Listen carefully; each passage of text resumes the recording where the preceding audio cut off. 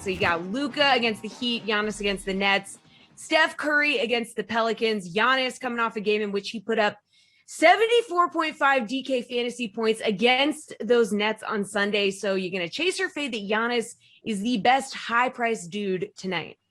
Absolutely have to chase here, Jesse. When you look at the defensive matchups, you already have an edge with Giannis. The Heat are 14th in defensive efficiency. They haven't been as good lately over the past 10 games, but over the course of the season, one of the better defensive teams in the league. The Pelicans over the last 10 games, they're actually second in defensive efficiency. The Nets, they're down there in 23rd. They've been one of the worst defenses all season long. That hasn't changed over the last 10 games. And when you look at Giannis, his usage rate has been over 46% in the last 2 games. That is just absolutely insane. He's gone for over 5x value. He's almost gone for 6x value in his last 5 games. If you take out that game, he got hurt and played like 5 minutes or whatever. So I really like Giannis in this spot. I hate to be the guy who just goes chalk, chalk, chalk, but I cannot fade him in this spot. He's got the best spot of any of the high-priced guys, and he's been getting so much of the ball and doing so much with it.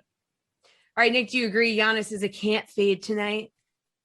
Yeah, I mean, there's an argument, based on how you want to construct your lineup that you could fade him. I wouldn't necessarily recommend it. I think there's a pretty good chance that this game plays out fairly similarly to how Sundays did. It's not like the Nets were missing some Giannis stopper on their roster who's going to be back for this game.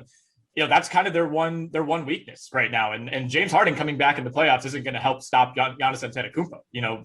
When they lost LaMarcus Aldridge, who's not a great defender at this point in his career, that really hurt their big man depth, which is kind of their one weakness on this roster. And you can't ask Kevin Durant to guard Giannis one-on-one.